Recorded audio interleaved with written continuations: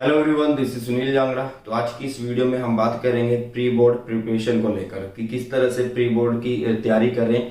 कई स्कूलों के प्री बोर्ड जो है आने वाले हैं, कहीं के 10 दिन बाद आएंगे, कहीं के 15 दिन बाद आएंगे। तो सभी के लिए ये वीडियो है, लास्ट तक जरूर देखिएगा वीडियो को, आपका ही फायदा होने वाला है। तो चलिए वीडियो को आगे बढ़ाते हैं। बट वीडियो को आगे बढ़ाने से पहले आपसे रिक्वेस्ट करूंगा, अगर चैनल को सब्सक्राइब नहीं किया अभी सब्सक्राइब कर लेना, और साथ में टेलीग्राम चैनल है सुनील जांगड़ा सर के नाम से, उसे जरूर ज्वाइन कर लेना। देखिए, इस वीडियो में मेनली फोकस रखेंगे कि प्री बोर्ड जो एग्जाम है उसको कैसे अच्छे से, मतलब उसकी अच्छे से तैयारी करें, फिर अच्छे से तैयारी करके बढ़िया वाले नंबर लेके आए उसके अंदर। ठीक है, तो और सबसे बड़ी बात कि प्री बोर्ड की जो प्रिपरेशन है और आपकी जो मेन प्रिपरेशन है वो डिस्टर्ब ना हो, जो आपकी फाइनल एग्जाम के लिए प्रिपरेशन है वो डिस्टर्ब ना हो, वो भी पैरेलल चलती रहे। तो सभी इस वीडियो में मैं आपको बताने वाला हूँ। तो देखिए भाई, मैंने कई बार बोला है कि सेल्फ स्टडी स्टार्ट कर दो, सेल्फ स्टडी स्टार्ट कर दो, क्योंकि वो बहुत जरूरी है। कोई भी टीचर कितना अच्छा पढ़ाता हो, ठीक है, वो सिर्फ आपको एक रास्ता दिखाता है कि इस तरह से आप कर सकते हो, इस तरह से आप पढ़ सकते हो, लेकिन उसे आप चलना अपने है, उस रास्ते पर पढ़ना अपने है, मेहनत आप किया। तो सेल्फ स्टडी, मैं कई बार बोलता हूँ कि सेल्फ स्टडी करो, सेल्फ स्टडी करो। तो देखो, अब उस सेल्फ स्टडी का जो टाइम है उसको इंक्रीज करने का टाइम आ चुका है। मतलब आप अब कम से कम भी 8 से 10 घंटे पढ़ो, इवन ज्यादा पढ़ो वो ज्यादा अच्छा रहेगा। ठीक है, मतलब अब ऐसा टाइम आ चुका है कि लगभग 10 से 12 घंटा पढ़ना चाहिए आपको, कि 10 से 12 घंटा रोज सभी सब्जेक्ट्स को टाइम दो। मतलब जो आपका ये स्लॉट है 10 to 12 आवर का, 2 घंटे किसी एक सब्जेक्ट को, 1 घंटा किसी एक सब्जेक्ट को, 3 घंटे किसी एक सब्जेक्ट को, मतलब कि अब टाइम आ चुका है कुछ कर दिखाने का। ठीक है, तो सबसे पहले मैं आपको बताना चाहता हूं कि भाई एक टाइम टेबल बना लो, और ये टाइम टेबल सिर्फ आपके प्री बोर्ड एग्जाम के लिए हो। ठीक है, ये टाइम टेबल जो हो ये आपके सिर्फ प्री बोर्ड एग्जाम के लिए हो। ठीक है, मतलब अब आपको पता है कि आपके स्कूल्स तो लग नहीं रहे हैं। ठीक है, आप कहीं किसी ऑफलाइन क्लास में कोई बच्चा जा रहा है, कोई नहीं जा रहा, मोस्टली बच्चे ऑनलाइन पढ़ रहे हैं, मोस्टली बच्चे ऑनलाइन पढ़ रहे हैं। तो ऑनलाइन के लिए टाइम निकालना पड़ता है। ठीक है, या स्कूल की ऑनलाइन क्लास में तो सिर्फ आप अटेंडेंस शो करते हो, या फिर जो आपने पेड कोर्सेज ले रखे हैं उनमें तो आप क्लास लगाते ही हो, लगानी पड़ती है आपको। ठीक है, तो मतलब टाइम टेबल जो है इस तरह से बनाइए कि आपकी जो ऑनलाइन क्लासेस हैं, ठीक है, जो ऑनलाइन क्लासेस हैं वो डिस्टर्ब ना हो, वो चलती रहे। क्योंकि मैंने पहले बोला कि आपकी मेन प्रिपरेशन जो है वो डिस्टर्ब नहीं होनी चाहिए। जो आपकी रोज जो क्लास लग रही है उसे करिए, हिंदी लग रही है, इंग्लिश लग रही है, मैथ लग रही है, बायो लग रही है, जो भी लग रही है उन्हें लगाइए। ठीक है, पढ़िए, नॉर्मल जो टाइम है पढ़िए। ठीक है, तो आप एक ऐसा टाइम टेबल बनाइए कि आपको अपनी प्री बोर्ड प्रिपरेशन के लिए 8 से 10 घंटे मिल जाए। ठीक है, अब 8 से 10 घंटे ज्यादा हो गए।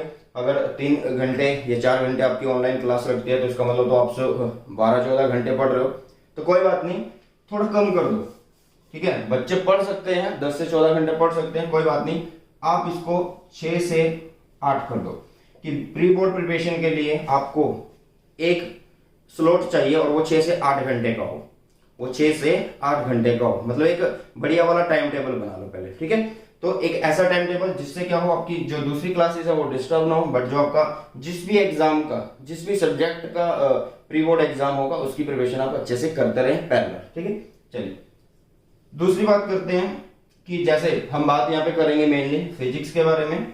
ठीक है, और साथ में हम बात कर लेंगे किसकी, केमिस्ट्री की, साथ में बायो मैथ्स की। ठीक है, बायो एंड मैथ्स की कर लेंगे। चलिए, तो मैं मेनली आपको बताने वाला हूँ फिजिक्स के बारे में, और साथ में बता दूंगा फिर हम आपको केमिस्ट्री और बायो के बारे में कि किस तरह से आप पढ़ो। तो देखो, सभी को पता है कि भाई जो प्री बोर्ड के अंदर जो सिलेबस है वो कम से कम कितना आएगा, 80 to 85% तक तो आएगा ही आएगा। ठीक है, ये तो है नहीं कि सभी स्कूलों में सारा सिलेबस हो गया हो, 80 to 85% तक आपका सिलेबस आएगा। ठीक है, मतलब आपके कम से कम 11-12 चैप्टर, मतलब पूरे सिलेबस में से 2-3 चैप्टर ही छूटेंगे। अब फिजिक्स का अगर हम हिसाब लगाएं, मतलब आपको 10 या 11 चैप्टर पढ़ने ही पड़ेंगे। तो देखो, फिजिक्स में सबसे बढ़िया तरीका भाई, पूरे सिलेबस के चैप्टर 1 से लेकर चैप्टर 14 तक अकॉर्डिंग टू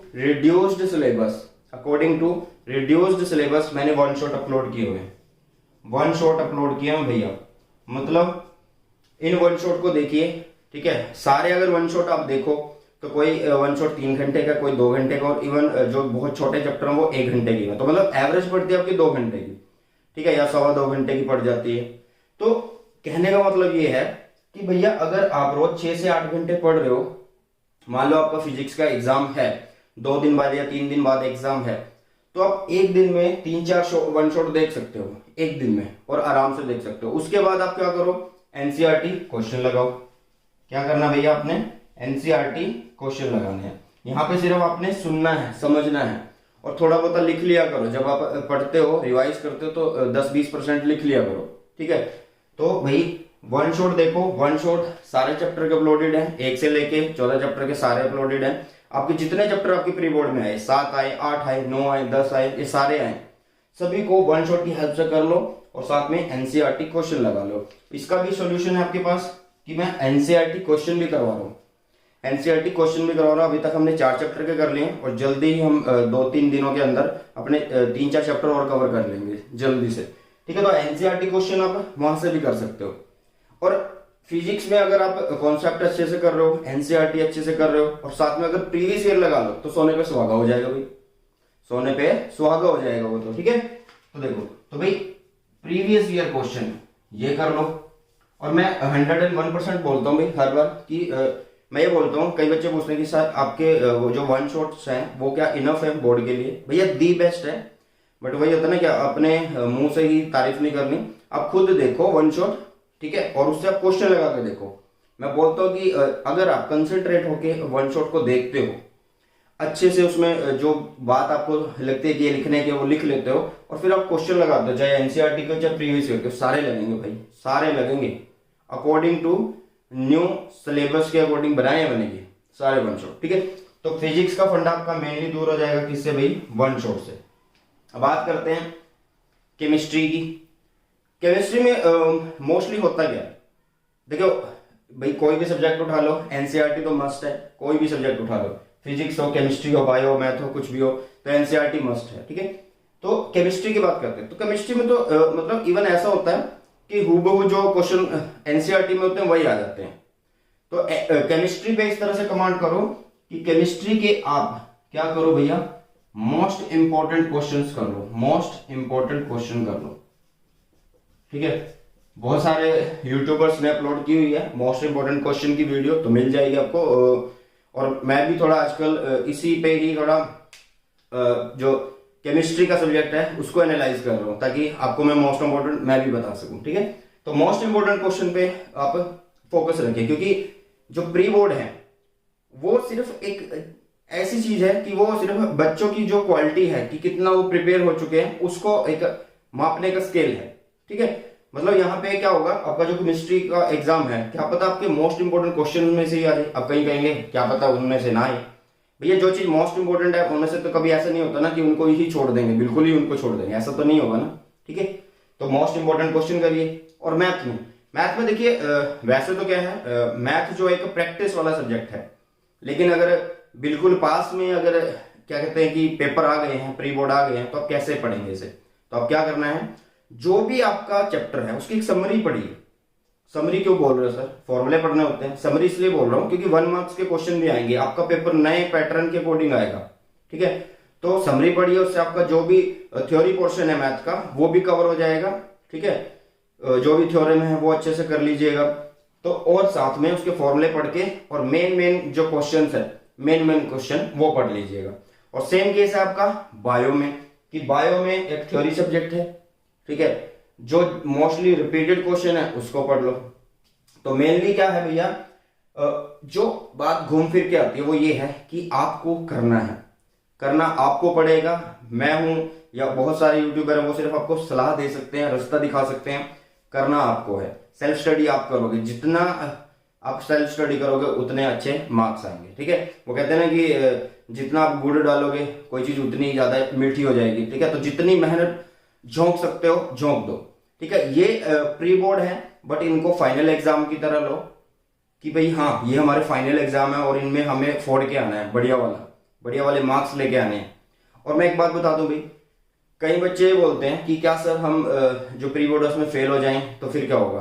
कुछ नहीं होगा, स्कूल वाले और एग्जाम लेंगे आपके, बट उसमें आप फेल नहीं होने चाहिए, ठीक है। कई बच्चे बोलते हैं कि सर प्री बोर्ड में अगर फेल हो जाए तो हमें एडमिट कार्ड नहीं मिलेगा, ऐसा नहीं होता, ठीक है।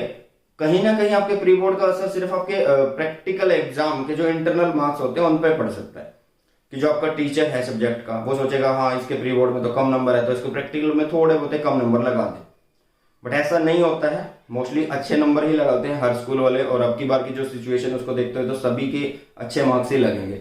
तो इन दी एंड में आपको यही बोलूंगा कि भाई सारी चीजों का एक ही निचोड़ है, self study and self study. Time बढ़ा दो अपना, 6 से 8 घंटे पढ़ रहे हो तो 8 से 10 घंटे पढ़ना शुरू कर दो, 10 घंटे पढ़ रहे हो तो 12 घंटे पढ़ना शुरू कर दो, मतलब इंक्रीज करो, ठीक है।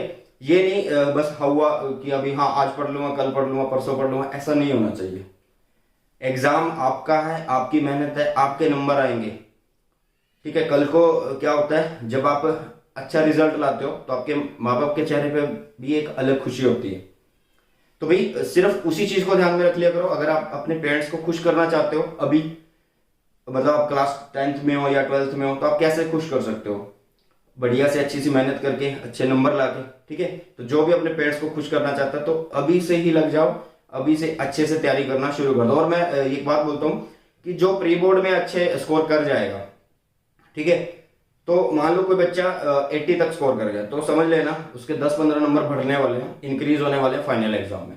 और जो बच्चा कम स्कोर कर रहा है वो भी डरे नहीं, उसका मतलब ये नहीं है कि वो नालायक है या उसके अच्छे मार्क्स नहीं आ सकते, ऐसा नहीं होता। कई बार क्या होता है पेपर चेकिंग जो होती है स्कूल के अंदर वो हार्ड होती है, ठीक है, छोटी छोटी गलतियां भी नोट की जाती हैं। क्यों? क्योंकि बहुत सारे पेपर नहीं होते स्कूल टीचर के पास, उसके बाद वही 50-40 पेपर होते हैं और वो अच्छे से कर सकता है उनको चेक। बट बोर्ड एग्जाम में ऐसा नहीं होता, ऊपर ऊपर से फटाफट चेक होते हैं पेपर, ठीक है। तो ये था एक छोटा सा प्लान जिसको आप मास्टर प्लान बोल सकते हो, जिसमें आपने फिजिक्स को किस तरह से पढ़ना है, वन शॉट की हेल्प से पढ़ना है, प्रीवियस ईयर को पढ़ना है और साथ में एनसीईआरटी क्वेश्चंस को पढ़ना है। और चाहे आपका केमिस्ट्री हो या मैथ बायो हो तो उसके अंदर आप इंपॉर्टेंट चीजों को पढ़िए।